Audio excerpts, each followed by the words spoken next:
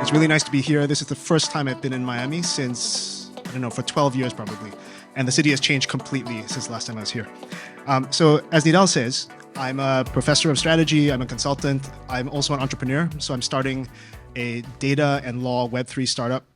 And in general, what I've spent the last probably 15 years of my life doing is trying to understand what you can do to design a team that has to come up with new ideas so that it is better at coming up with new ideas. Like I'm an innovation specialist, and what I'm going to talk about today is how to think about innovation in a way that makes it possible to do innovation more easily. I think the first thing to say is a lot of what I'm going to talk about is in this book, so you should definitely buy this book. But I'm going to say it in a much shorter way, hopefully in under 20 minutes. So I think when we think about innovation, we often think about things that look a lot like this. Right, so this is a dish from Noma quite a few years ago. It's pike perch cooked inside cabbage. We're thinking about things like this when we think about innovation in food. Or we might be thinking about things like this. This is a classic dish from the Fat Duck, where you listen to the sound of the sea as you eat seafood because it enhances the way the fish tastes like fish. I think this is how generally, if you are not in the food industry, you think about what innovation is and could be. But I want to say that there's also other ways of thinking about it, which may be more relevant. So innovation in food can also look like this stuff. I don't know if any of you know about this TikTok sensation. These are Korean hot dogs. And these were really big in Korea. And they're actually really big because of TikTok. Now, when something gets really big in a place like Korea, it doesn't necessarily mean it's big in a place like the US or in Europe. And so if you take an idea from somewhere outside the US or Europe and you bring it in, that's innovation too, right? This is new where it's being brought to. It's also something like this. I don't know if you all remember when Starbucks became really big. This was decades and decades ago. But before a company like Starbucks made new wave coffee, something that people were willing to pay a really big price premium for, nobody was paying a really big price premium for new wave coffee. This kind of thing is also innovation in food, and a lot of it comes down to marketing. So this panel that we're going to be talking about is thinking about innovation via marketing and really understanding who your customer is. And I want to sort of open up the idea of what innovation could be in food so that we make it possible to think more practically about what innovation can be done in the kind of food businesses that we're all interested in today.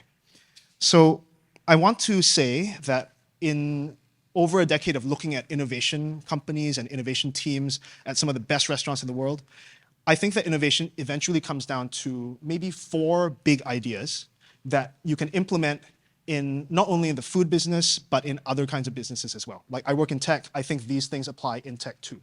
And those 4 ideas are being willing to borrow from someone else instead of thinking that you have to come up with an idea by yourself. Being aware of who it is that you're borrowing that idea for so that you can translate it into something that makes sense for the new audience. And desperation, which I'm going to talk about a little bit, because one of the things that we know about innovation is that it's really hard to do. And we don't want to do it. We don't want to do things that we don't know how to do yet. And innovation necessarily is about doing things you don't know how to do yet. And desperation is one way you can force yourself to do this very difficult thing. And then the final thing is, it's always very difficult if you're in the food business to think about something that isn't just about pure survival. And if you are in a situation where you know that you want to do something like innovation, but it's very hard to do it, how do you do it so that it doesn't necessarily expose you to huge amounts of risk and doesn't take a huge amount of time? And the way I think we should be thinking about innovation is as experimentation, right? Lots of small experiments that are not expensive to do, that don't expose you to huge amounts of risk, but give you the ability to really think about what could be new and what could be relevant for your market. So I want to tell you 4 innovation stories that come from people that you know that I've worked with in the past to illustrate each one of these 4 points. So the first idea is borrowing. One thing that we know from talking to people who are in innovation is that there is a big misconception that innovation is about being incredibly creative and coming up with an idea all by yourself. But in reality, that's not true. Right? Most innovation is about finding something which is really new that people might want that isn't where you are at the moment. And so what you see on screen is this is the innovation team at Noma, and this is probably from 2011 when I was last with them.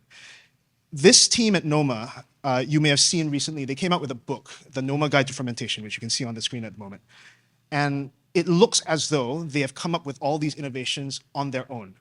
But in fact, what Noma was doing from the very beginning was really borrowing ideas about fermentation that come from around the world.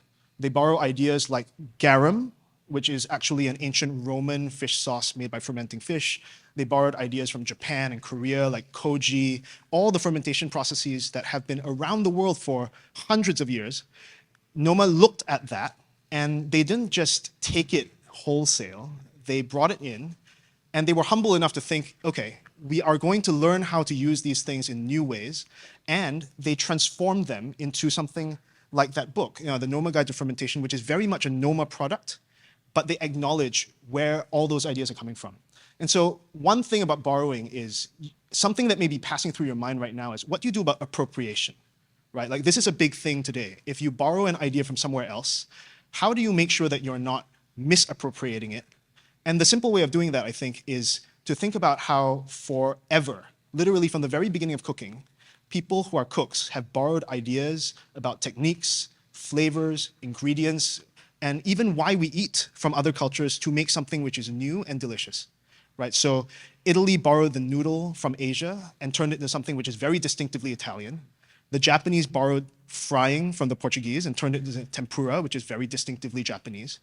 I think it is not possible to think about innovation in food without thinking about borrowing.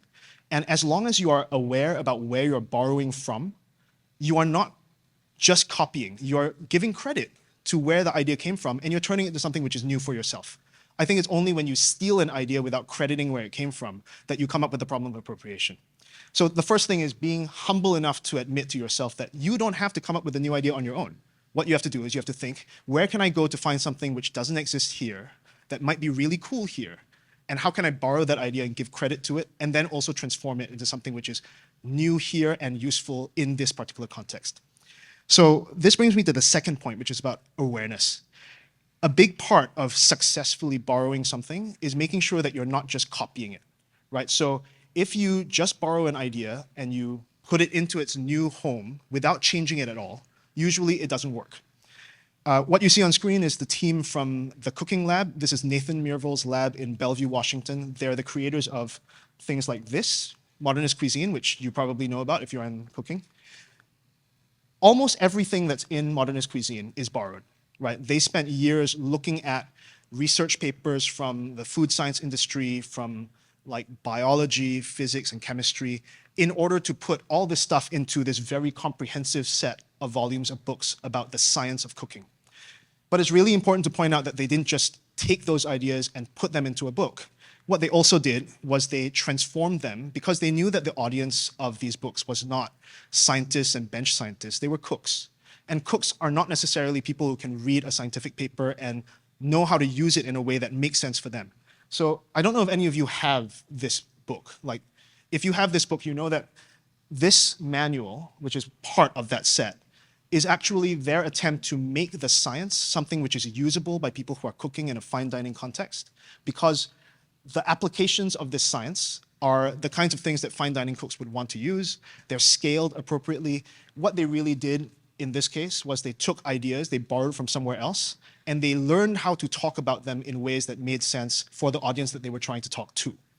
And this awareness, I think, is something which all good innovators have, right? They have this idea that if you are bringing an idea in and you're trying to show it to someone that has never experienced it before, you really need to understand who that customer is in order to be able to make it something new that they will want to buy. And if you aren't able to do that, if you're just copying something and bringing it in without translating it for the new audience, it's not going to work. Now, the third thing is this idea of desperation. I said before that innovation is one of the really difficult things to do. Innovation's super difficult because ultimately innovation is about doing something new which has never been done before. If it's very new and you've never done it before, you don't know how to do it, which means you're more likely to fail. As humans, I think we're just naturally not willing to do things where we don't know how to do the thing, right? We don't like failing. We don't like looking stupid. And so if you know that you want to innovate, you still have this problem that even though you know that innovation is super important, you still don't want to do something that you don't know how to do. So how do you force yourself to do that? I think the way you force yourself to do that is by creating what I call this desperation by design. And now here's another example. This is the kitchen team at the Fat Duck Experimental Kitchen. They have obviously a long history of being at the forefront of creativity in food, but for a long time, they were also not necessarily thought of as being very progressive because they were implementing the same ideas in the dishes over and over again, at least from how people were looking at them. So when they closed for renovation a few years ago, one of the tasks that they set for themselves was to completely revamp the idea of what it meant to eat at the Fat Duck. And they didn't know how to do it. And so what they did was they ultimately set a time frame for themselves, right? They said, we're going to close for renovations, and when we reopen on this particular day, we will have a new menu for you. And the new menu will have a different idea of what it means to eat a meal at the Fat Duck. And because they started selling tickets to come eat on that particular day, they had no choice but to get it done by that day. They were desperate, because I was part of that team that was building it at the time. They were desperate, they had no idea how to do it, but the fact that they were so desperate made them do the thing which I know is very difficult, which is to try things that might fail and see whether or not they might work. So what they came up with is actually the first menu that I know of anyway in the world, where you were telling a story, not just in one dish, but across multiple dishes in a menu. And it's actually really difficult. If you think about it, all of the storytelling mechanisms that we have, like film or books or TV, we have these tools for telling stories that are words, basically, right? And pictures. But it's very hard to imagine what telling a story in food might look like. And I'm not sure that they fully succeeded, but at least they're trying. So this, to me, represents a real innovation in how to think about what could be new in food. And it was only possible because they set themselves this deadline that made them desperate to do something which they didn't know how to do yet. And they were willing to try all these things which, honestly, if they didn't have that deadline, they would not have done. Okay, so the last thing in here is, and this goes to a question which I know often comes up. If you're in the food industry, you know that margins are always very tight. You never have enough time. Resources are, limited, right? So how do you come up with new ideas that cause you to have to fail if you're in a situation where you don't have resources to fail? And I think this comes down to a problem with how we think about innovation, which is that we often think innovation has to be a really big thing that succeeds the moment it gets launched. But in fact, the way to think about innovation is, how do you do lots and lots of small experiments to figure out whether or not you're going in a particular direction that's correct or not? And all these small experiments really give you the opportunity to try things out at low risk and possibly even at low cost, so that you can fail small and maybe fail in a way that's not as public and not as significant for your reputation. So here is, again, the team from NOMA, but this time they are the team that was putting together the first MAD conference. And Nidal mentioned that it's really hard to put together a conference for the first time. It's especially hard if you don't have any of the background and any of the knowledge necessary to put together a conference, right? These people run a restaurant. So back in 2011, they decided, we're going to have a different kind of conference for food. It's not going to be the chef conference where people just stand on stage and they cook. They're instead going to have the kind of conference that's a lot like this one, where you ask questions that are difficult questions about the food industry, and you try and answer them on stage and in person. But how do you do that? If all you have ever done is cook in a restaurant at a very high level, you don't know how to do this, right? It's a difficult thing to do. And they did it. The first MAD was really interesting. I was there at that one. It was a really interesting conference, the first conference of its type to be run. And it was an experiment that went out to about 280 people, right? That was a very small conference for them. And there was every chance that it could fail. But if it did fail, it would only be a small failure. It would be big for them, but it wouldn't be like they'd invited 10,000 people to come and then kind of really screwed up. And each subsequent MAD was like a different experiment in doing something differently about the way this symposium ran. And if any of you have been there, you know that from year to year, MAD changes completely. So they experimented with different formats. They started asking more and more sensitive questions. Like one year, there was a lot of talk about gender diversity in kitchens, about mental health, things that, at the very beginning of MAD, I would never have imagined that they would have dared to ask and that people would have dared to answer. And the reason why they were able to eventually get to that point was because they were experimenting and figuring out along the way that their audience wanted this stuff. and that it wasn't as risky to do the next big thing and the next big thing, because each time you do it, you've got a little bit of proof from the previous experiment that the experiment's going to work. So I think I just wanted to wrap up really quickly because I know we're running short of time. As I said before, if you're trying to innovate, the reason why it's hard is because innovation requires you to do something new which you've never done before and you don't know how to do. Like, that's just unavoidable, right? So nobody who thinks that innovation can be a sure thing is actually doing innovation the right way, because that's just not how innovation works. Now, if you admit that innovation is about doing something which you don't know how to do yet, then I think that the 4 things that can make it possible for you to innovate in a better way, more productively, so that you actually make new things that people want to buy, is being humble enough to admit that you can borrow ideas and that's okay. Being aware that when you borrow ideas, you have to make them make sense for where you're borrowing them to. You know, you take them from one place and you put them somewhere else, but you have to adapt them to where you're putting them, otherwise they won't grow. The third thing is you have to force yourself to do the difficult thing, and the way to do it is to put yourself into a situation where you are desperate so that you do the hard thing of doing something which you don't know how to do yet.